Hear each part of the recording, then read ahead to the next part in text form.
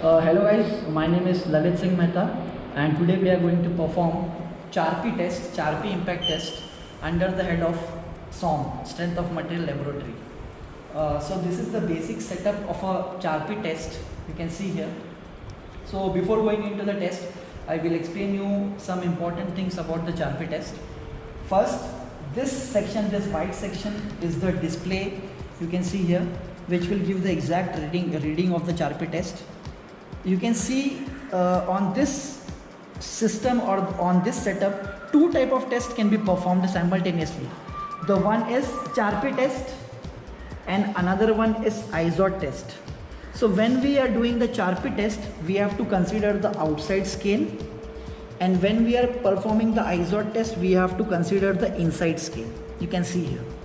And the least count of this scale or of this system is 1 division is equal to 2 joules.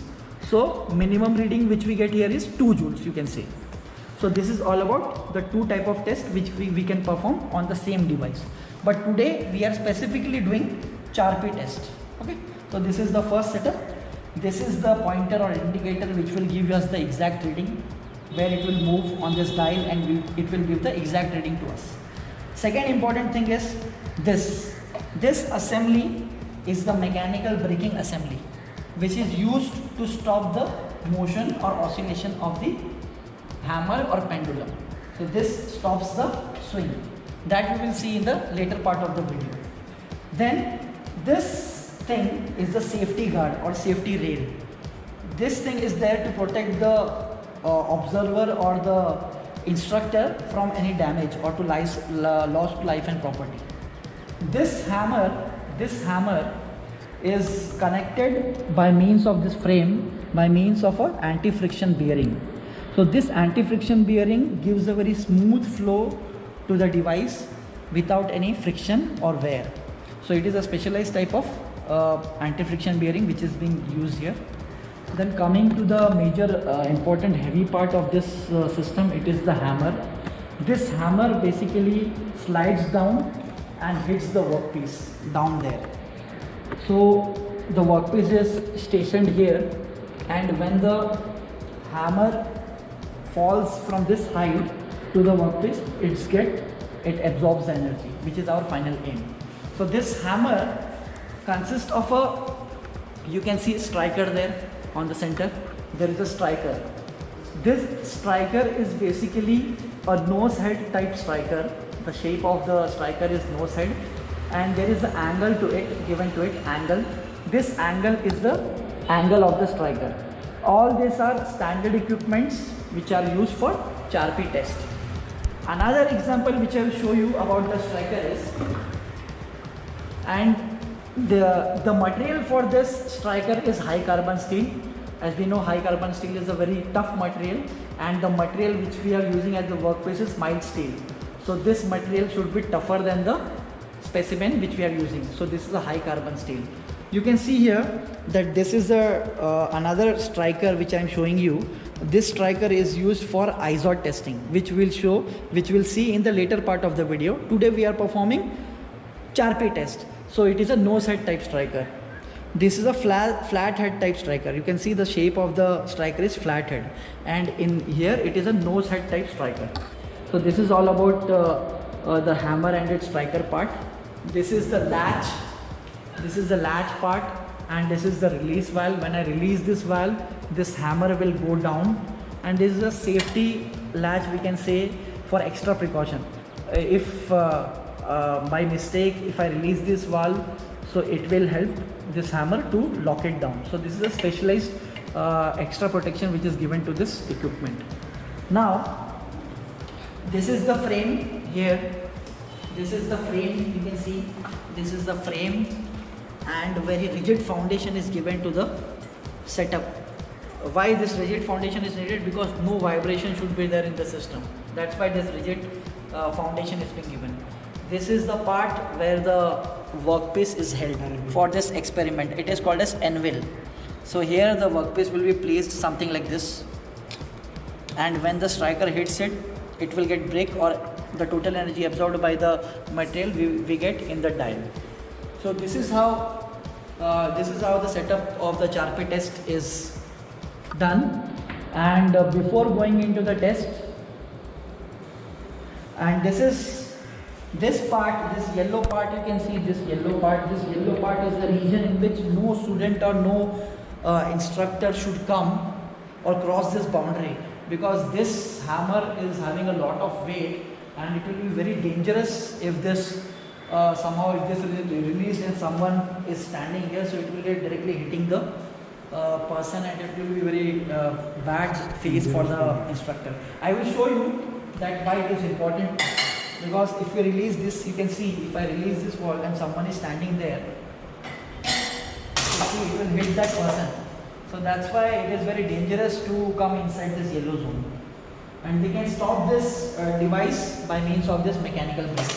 So that's why this mechanical braking is provided here, you can see. Now I will perform this test for you.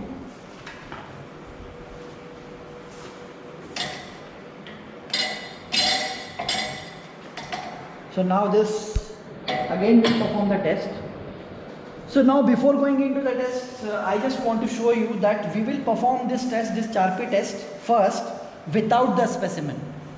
And then we will perform the test with specimen. Why without specimen? To check the calibration of the instrument, we are performing it first without the specimen. So without the specimen, first I will keep the pointer at the maximum. Since this is the Charpy scale which we have to consider, the outside one, as I have already told you in the video.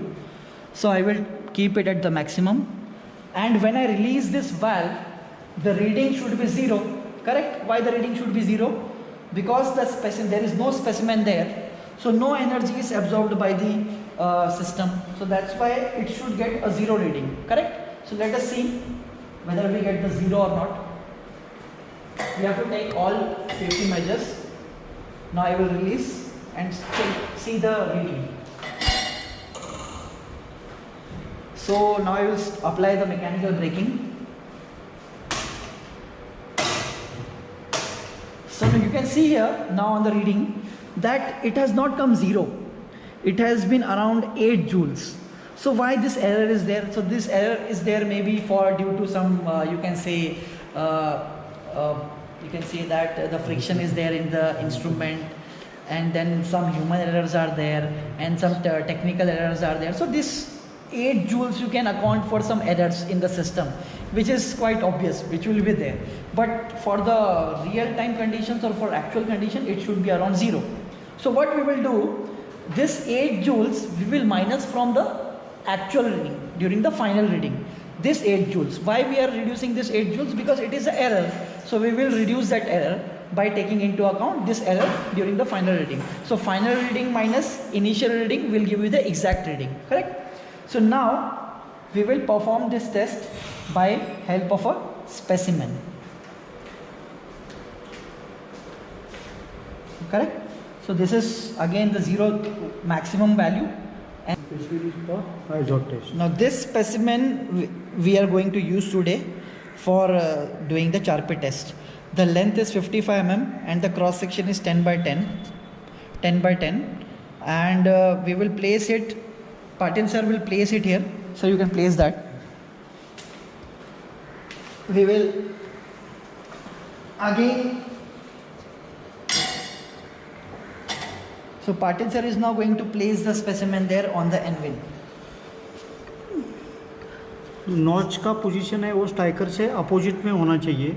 Means notch यहाँ पे strike करेगा, striker यहाँ पे strike करेगा और notch उसके opposite में रहेगा. तो बस आपको यहाँ पे ऐसा प्लेस करना है. So this is how the material is placed on the anvil for the Charpy test. The main important thing is the notch should be opposite to that of the striker. The striker will hit somewhere here and the notch is opposite to that. So this we have to take care of. Now we will perform this test.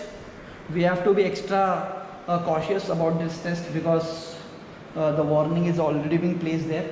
So now I have kept the pointer at the maximum and we will see how much energy is absorbed by the material, by that mild steel material in terms of the reading. Now I will release it, you can see. So the material has been distorted and now I will stop this by means of mechanical braking. Now you can see that the nature of the failure of the material, you can see the total energy absorbed by the material is somewhat like this. You can see the failure pattern. Because of the impact energy absorbed by the mild steel material, it got broken down into two pieces. So you can imagine the type of energy absorbed by this material, and the exact value of the, you can see the value of the energy absorbed by the material. It is around, we can say 105 joules, 108 joules or 105 joules. So it is being shown in the pointer. So earlier our reading of 8 joules, which was our final initial reading, and now our final reading is around 108 joules. So 108 minus 8. So our final reading or total energy absorbed by this material is 100 joules. So I hope it is clear why we have subtracted the initial reading from the final reading, to remove out the error. Okay, so in this way we can perform the Charpy test successfully under the SOM head. And similarly, if this attachment is placed here, on here you can see, then it will be a IZOT test. So hope your concept about the Charpy test is clear now. In the next video we will see about the IZOT testing. Thank you for watching.